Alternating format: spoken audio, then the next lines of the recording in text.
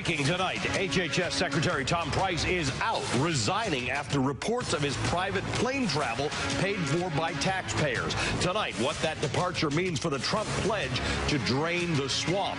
Also, the president touts an incredible job on Hurricane Maria response as the San Juan mayor cries, "We are dying here," warning of something close to genocide if food and water don't arrive soon. That mayor joins us in a moment. The 11th hour on a Friday night begins now. Good evening once again from our NBC News headquarters here in New York. I'm Ali Velshi, in for Brian Williams. It's day 253 of the Trump administration, and the president is dealing with a growing humanitarian crisis in Puerto Rico. And he's down a Secretary of Health and Human Services. Tom Price resigned today as criticism mounted about how he chose to travel for work. Politico reports he racked up $1 million tab that taxpayers are on the hook for by using private jets and military planes for trips to everywhere from Philadelphia to Europe with his wife. We'll talk more about Price being out and the other members of the administration who've taken private jets in just a bit. But first, the government strategy for Puerto Rico that people on the ground say simply is not working. Today, 9 days after the storm made landfall, the acting Homeland Security Secretary visited Puerto Rico for the first time. She said the situation is not satisfactory, but she's proud of the work the federal government is doing. But people who live there are on day 9 without power and waiting in line in the sweltering heat for hours just to get a bottle of water or a bite to eat.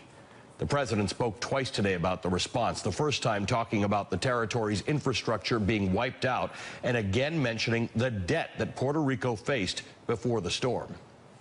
Now virtually everything has been wiped out, and we will have to really start all over again. We're literally starting from scratch. Ultimately, the government of Puerto Rico will have to work with us to determine how this massive rebuilding effort will end up being one of the biggest ever, will be funded and organized, and what we will do with the tremendous amount of existing debt already on the island. We will not rest, however, until the people of Puerto Rico are safe. These are great people. Now, later in the day, he talked about how well the relief effort is going. As far as Puerto Rico is concerned, that's been going, as you know, really well. It's been total devastation. It's a tough situation. The loss of life, it's always tragic, but it's been incredible, the results that we've had with respect to loss of life. People can't believe how successful that has been, relatively speaking. Crews are working to clear roads so trucks can deliver much-needed supplies. The government has laid out what it's sent to help: manpower, helicopters, ships, food, water, medical supplies, and much, much more. But according to the mayor of San Juan, those supplies are not getting to the people who need them. Today, Mayor Carmen Yulín Cruz made an emotional, desperate plea for help, saying she just wants to give her people a chance to survive. So I am asking the President of the United States to make sure somebody is in charge that is up to the task of saving lives. I will do what I never thought I was going to do. I am begging anyone that can hear us to save us from dying. If anybody out there is listening to us, we are dying, and you are killing us with the inefficiency and the bureaucracy. So I am done being polite. I am done being politically correct. I am mad as hell because my people's lives are at stake. And we are but one nation. We may be small, but we are huge in dignity and in our zealous for life. So I am asking the members of the press to send a mayday call all over the world. We are dying here.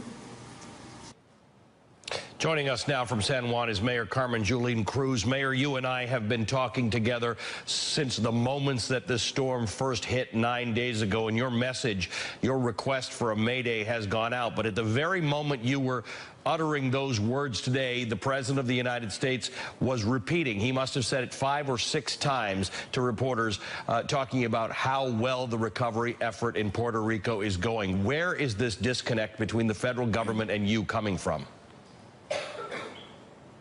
Well, I'm sure it's not only myself.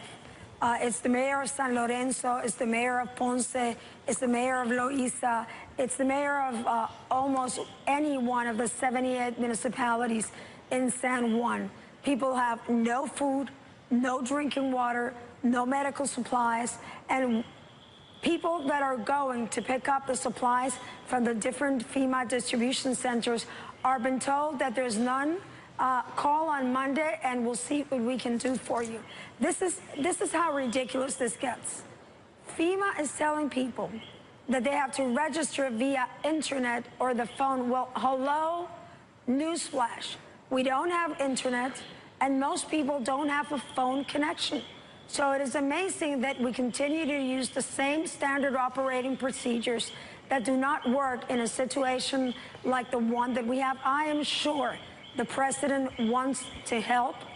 Yesterday, I got a call from Chief of Staff himself that asked what we needed, but still things didn't happen as fast as they should have happened. I had to give the rations that I got yesterday from FEMA, 3 or 4 pallets of water, 3 or 4 pallets of food, and 4 pallets of baby supplies to the town of Comerío, because they had not received 1 bottle of water at the time.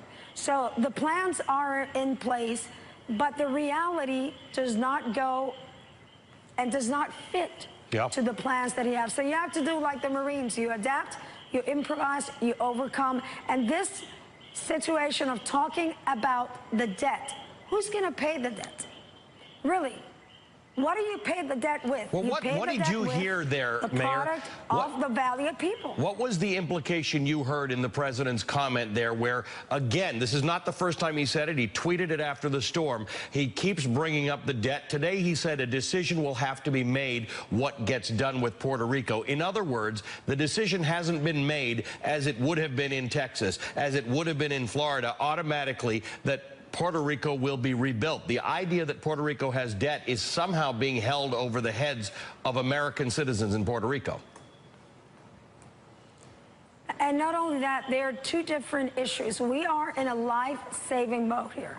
Talk of anything else, and of course we have to rebuild, and of course we have to reconstruct, and of course we have to rethink what kind of a society we want. We have to have more solar power. We have to handle trash a different way. We have to have our energy lines not to be up in the sky, but perhaps underground. Those are things that we have to think about when people have food on the table, when they're not thirsty, when they're not on the brink of death. So there are 2 different things. 1 is the debt, 2 are the people, and I am sure that President Trump is all about putting people first and putting debt second. Mayor, you talked about these other municipalities. We've had conversations with people outside of San Juan who say the farther you get from San Juan, the less you have of food, of gasoline, of water, of ice, of medication, and of cell phone possibilities. That is true. One of the mayors yesterday was told by a FEMA employee, if your people are so desperate, put them in a bus, get them to San Juan where there's a little coverage, and at least you can register over the phone. What kind of a civil servant says that to people in need? So it is true. General As Russell you go Honoré, further and further from the metropolitan area, things go wrong. Sorry to interrupt you. We've got a bit of a delay in the conversation, but just General Russell Honoré, who got called in when things weren't going well in New Orleans with Katrina, has said that FEMA says they've got 10,000 people on the ground in Puerto Rico. He had 20,000 troops, not federal workers, but actual troops. He had helicopters. He had ships. Today, they have sent the U.S. naval ship Comfort. It has just left. 9 days later, it has left a port in Virginia on its way toward you. It's a hospital ship. It's a big ship. Do you have any any explanation? It's there on the screen for our viewers to see it. Do you have any explanation as to why the delay, why that ship, and why these supplies weren't set to sail on the day of the storm? Because you and I talked while you were in that shelter with your fellow citizens, and you knew what was coming. We knew what was coming. We had those forecasts. Why didn't the federal government act? I think it's not why didn't they act, is why didn't they act fast enough? And I am sorry, but it's very difficult to think that the most powerful country in the world has logistics issues. Seriously, logistic issues? I mean, one cannot drop a parachute in an island 100 miles, 35 miles wide, just like they do in a war zone. If you look and you compare the amount of people that were put on the ground with Haiti and the amount of resources I'd say should have been in the humanitarian side of it, and you look at the kind of resources we're getting in Puerto Rico, they're not equal. So bureaucracy is killing us, inefficiency is killing us, and maybe looking the other way is killing us. So my plea, and I will continue to do it until I have no voice left, is for somebody out there, especially the Trump administration, to do what America does best, to take aid to where it's needed, to comfort those that need it, to feed the hungry, and to provide water for the thirsty. It is not complicated. It is not difficult. You just have to want to do it right, and do it now. Mayor, we will continue to stay on top of the story. I will join you in San Juan. I will be in Puerto Rico by Sunday afternoon, and we will continue our coverage of this tragedy, this devastation in your city and in Puerto Rico. Thank you, Mayor Carmen Julene Cruz. We will stay with this story. We'll be happy to have you. Thank you very much. We'll see you there, Mayor. All right, I want to go to our mayor, Axios co-founder Mike Allen, McClatchy White House correspondent Anita Kumar, and MSNBC's national political correspondent Steve Kornacki. Anita, let me start with you. What do you make of this? Because it is becoming a little bit hard to understand why we have had a controversy about John McCain not voting for the health care bill, a lot of discussion about the NFL not kneeling during anthems when all of this was unfolding. Right. I mean, like you said before, I think the word you used was a disconnect, and there's definitely a disconnect because at the White House this week, you are hearing from officials that they are sending everything that's needed and that they have they were pre-positioned before the storm hit. They knew exactly what they were doing. So, I mean, clearly there is a disconnect. And, you know, you can see from what has happened this last week that they were preoccupied. The president was preoccupied with a number of other things. Now, the question was what was happening behind the scenes. Did they send things right away? Were they ready to go at the start? And it does not sound like they were. Mike, you know, we've seen this story before. We saw it in Katrina. Many of us watched this happen, and then we watched Russell Honore go in, and somebody suddenly was in charge. The nation saw this cigar-chomping guy with a remarkable Louisiana accent go in there and take charge of a lawless situation, of a situation where water and logistics... We've seen it. We've done this already. The response to Harvey and the response to Irma has actually been pretty good. The federal government got good marks for that. What happened here? No, I think that that's a smart point, Allie. It's almost like they took their foot off the gas or became distracted. And the point that you make about the general is he became a face of the response. Yes. And now we have the mayor who's done numerous interviews today as the face of Puerto Rico, reaching out to both our heartstrings and our brains with a practical argument in a way that these earlier stories had not. We have read about how there aren't ATMs, people aren't able to get cash. Like people have $11 in their pocket, as a New York Times story vividly points out, and bags of ice cost $8. We'd heard this in a fragmentary way, but now we're seeing an organized plea arguing that this just isn't working the way it should or the way that it's being portrayed back on the mainland. Steve Kornacki, let's go out. Let's understand what the president could have been distracted by or what the administration had its eye on this week when all of this attention on Puerto Rico should have been focused. We had a health care bill that failed. We had an election that didn't go the way the president was hoping it would go, a primary in Alabama. We had the launch of a tax reform bill, which is the last chance for the Republicans to get any legislation of meaning done before this year. Paint a picture of this week for the president. Yeah, well, that's interesting because when you show the response, his response this afternoon when he was asked about the response to Puerto Rico, and he put it in such glowing and positive terms, I think you saw right there the instinct that the president has to personalize all of these questions. He takes every question as sort of like the subtext here is, this is a political judgment about Trump. This is a personal judgment about Trump. And he's never, it seems, capable, or his playbook, whatever you want to call it, never involves saying anything other than everything's going great, because everything can only go great with Donald Trump. And so you get that response. But yes, it's, when you have that mindset from Donald Trump's standpoint, I think, where everything has to be a win, everything has to be going right, it's true. I mean, this week, if you look legislatively, as you just said, you know, health care, how many passes have the Republicans taken at this right now? How many times has the White House put it out there that this is going to happen now? It's got to happen by this deadline. It was supposed to be September 30th, and he hasn't come up with it. There are a lot of things. If you look in Washington right now and you're looking for victories, if you're Donald Trump, you're not finding them. If you looked in Alabama this week, you didn't find a victory there. And so he declares a victory when he's put on the spot about Puerto Rico, even though you've got the mayor saying what she's saying.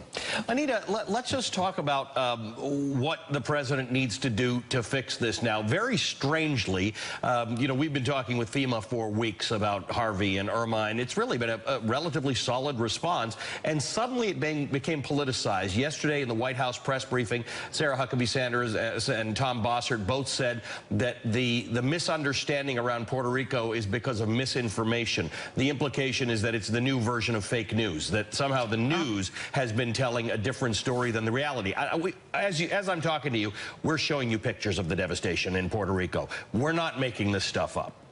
Right. I mean, actually, the briefing was even the second briefing of the day. I was there yesterday. Tom Bossert and Elaine Duke, the acting DHS secretary who's on the ground there in Puerto Rico today, had another briefing, and they pushed back hard. I mean, it was very defensive, in which they said, we're very discouraged by some of this media reporting. Your reporting is not to any particular person, but the reporting is old. The information you have is wrong, and it's nobody's fault. But clearly they were saying it was our fault. So you saw part two in the White House briefing. I think one of the interesting things is that there have been a lot of questions, and they're not really answering them. So one of the questions that came up this week is from Senator Rubio, who said that the Pentagon should be in charge, and there should be one person in charge, like you mentioned, that has happened in the past. And they could not answer exactly why they were not doing that. They said, well, the military is in charge of pieces of it, but they're not in charge of the whole thing. But why is that? They could not answer that question. Mike, the idea that the health care didn't pass and the idea that this tax reform thing may have some struggles, people like us will remember this 5 years from now. The average person won't. But they will remember the failing in Puerto Rico. They will remember this disaster. Americans who couldn't care less about Puerto Rico now care because they are seeing this unfold. What has to happen now? No, that's right, Allie, and I'm really looking forward to your reporting and your coverage from down there, because there's a little bit of a failure of imagination by this West Wing, because you're right.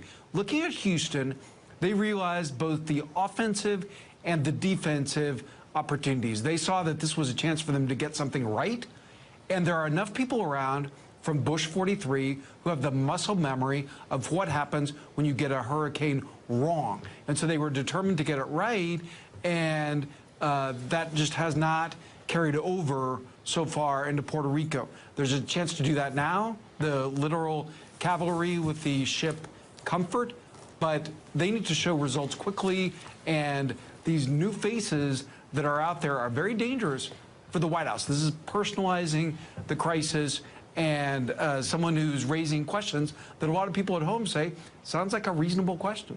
Steve, we are learning now, Washington Post is reporting tonight, that last weekend, the weekend you would have thought the administration was dealing with this, the president simply wasn't. He was dealing with other things, including the NFL. The president's official schedule is out now for this weekend. He has 1 hour devoted to phone calls on Puerto Rico at 2 p.m. on Saturday, no time devoted to it on Sunday. Has he thought about the fact that maybe the folks who continue to poll in favor of the president just don't care? I mean, look, the weight of evidence going back 2 years right now is, if there is a point where Donald Trump's base of support, and this is a guy who's never had anything more than his base of support. When people say, oh, you talk too much about Trump's base, this guy never tried to reach beyond his base. That's how he got elected. And the weight of evidence when you look back 2 years is if there's a point where he loses that base, we haven't found it yet. And he has taken that base through things that no political figure has ever taken his or her base through before, and they have stuck with him. I mean, I always come back to it's a completely different situation, obviously, but 2-3 weeks before Election Day 2016, he's hit with that Access Hollywood tape, and his own party gives him up and says, you know, this guy can't win. This guy's going to take us down. We got to cut him loose. And the base stayed with him. And that has always stuck in my head since then. If they wouldn't leave after that, if they wouldn't budge after that, I don't know what it would be. Good to see you, Steve. Thank you very much for joining us. Steve Kornacki, Mike Allen, Anita Kumar, thanks to all of you. Safe travels, Ali. Thank you, sir. I will be reporting from Puerto Rico next week. Coming up after reports that he spent $1 million taxpayer dollars on private jet travel, Donald Trump's health secretary has resigned. And later, the latest on the Russia investigation and some new polling about the president taking on the NFL. Still plenty ahead on a Friday night when the 11th hour continues.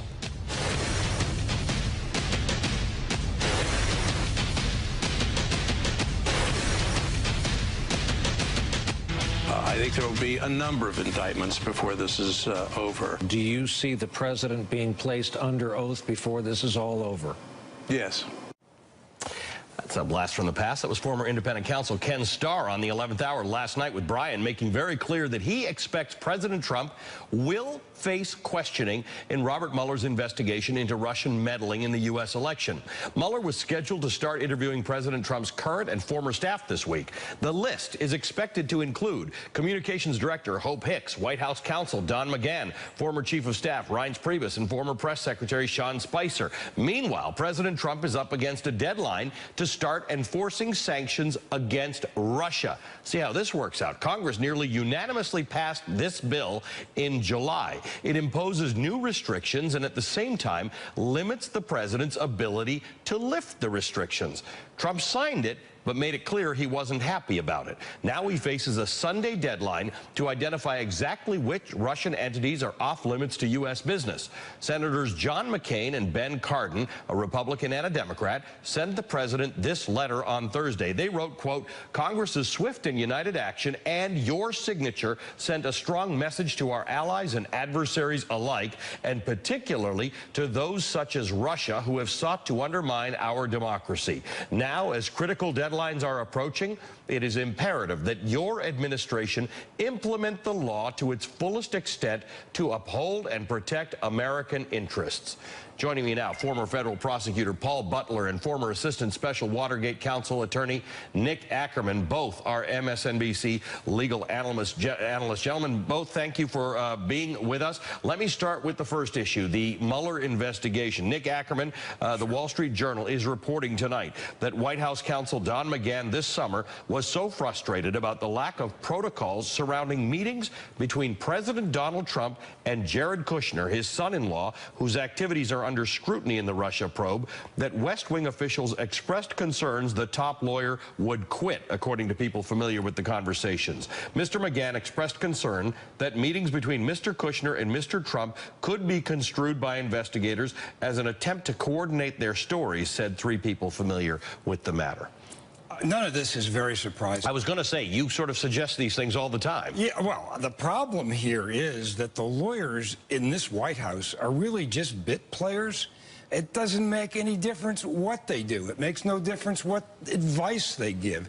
The bottom line is this is all being orchestrated by Donald Trump. They could try and keep Jared Kushner out of the Oval Office any time of the day, but the reality is he's the son-in-law. He's going to speak to Donald Trump at night. He's going to speak to him early in the morning. They can get their stories together anytime they want. I mean, if I were a lawyer working in that White House, I would be so frustrated because you really are carrying out a fairly meaningless job. And Paul Butler, this isn't an area of expertise for, like all those people that Robert Mueller wants to investigate. This isn't Don McGahn's area of specialty, the work that he actually does there. But it is really an implausible situation. Nick says that these lawyers are bit players, but Don McGahn is going to be central to whatever ends up happening in this investigation. It's really an extraordinary story, Ali. You know, everyone knows about Jeff Sessions, the Attorney General, but the White House counsel is the second most important job a lawyer could have. And so for him to say that he would quit if there wasn't some structure between these meetings between Trump and Kushner suggests that he doesn't want to be blamed if something bad happens. Something like Trump and Kushner actually try to get their stories together, which would be more evidence of obstruction of justice, or even if that doesn't happen, that special counsel Mueller thinks that's what's going on. And again, there's an indictment of Kushner and a bad report about Trump, which could lead to an impeachment. Let's talk about, Nick, this Ken Starr comment to Brian last night that he thinks Donald Trump is going to testify. I mean, that is incredible. You were there for Watergate. Do you think this is possible? Oh, I think it's absolutely likely. It's got to happen. I mean, if he's investigating Donald Trump for obstruction of justice, there are going to be a lot of questions that he's going to have to answer about why he fired Comey, who he spoke to about firing Comey, what his motivation was, what he said to Lester Holt about wanting to get rid of the Russian thing, what he said to the Russian ambassador in the Oval Office. I mean, he's got a lot to answer for on this, on a whole series of things, including what he knew about that June 9th meeting at Trump Tower. Paul, as a prosecutor, what kind of witness would Donald Trump be? You know, he's going to be before a grand jury, and so the standard would be whether there's probable cause. So as a sitting president, he could not be indicted. But the other thing the grand jury can do is to haul everybody else in and make them say what Trump told them. So this is why I think Kushner's got to go. His lawyer is trying to get him out of the White House now, we can be sure, because what lawyers tell their clients is don't talk to anybody else about this case but me. But can we really imagine Donald Trump, from what we know about him, not talking to Kushner, who's not just his advisor, but his son-in-law and his staffer about the Russian investigation? And then Kushner could be forced to tell the grand jury everything Trump has told him. So we kind of know what Trump is going to say. What's going to be really interesting is what all of these many other White House staffers say when they have to testify under oath.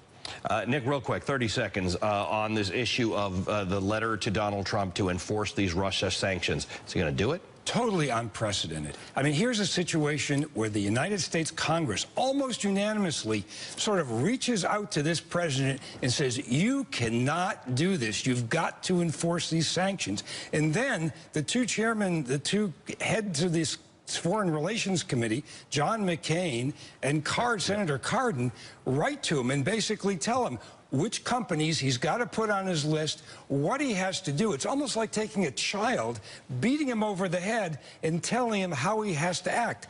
The bottom line is the Congress does not trust Donald Trump. Yeah, we'll see if Donald Trump actually does what he's supposed to do by Sunday. Nick Ackerman, Paul Butler, gentlemen, thanks very much for spending your Friday evening with me. I do appreciate it. Coming up, with members of this cabinet under fire and a slow-motion humanitarian crisis unfolding on U.S. soil, the president has repeatedly gone back at his fight with the NFL. Some new poll numbers on that when the 11th hour continues.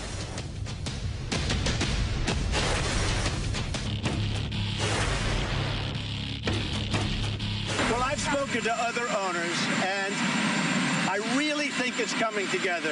I noticed last night, or I was told, I didn't see it, but I heard everybody stood for the national anthem, and that shows respect for our country, our flag, and for the national anthem. So, you know, I'm very happy. I heard that, and they should stand. You have to stand.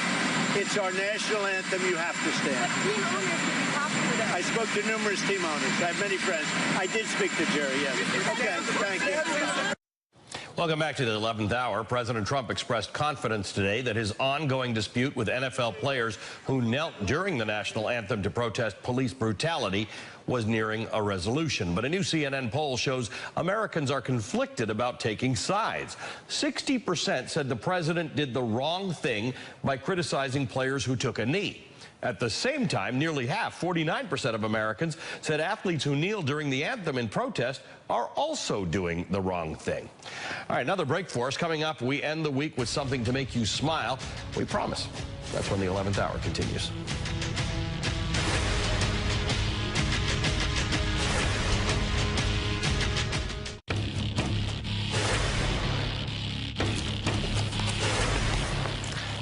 the last thing before we go tonight, we want to introduce you to a 6th grader named Damon Chiodo in Carnegie, Pennsylvania. At a school assembly with his classmates, Damon read an essay answering the question, "Who is my hero?"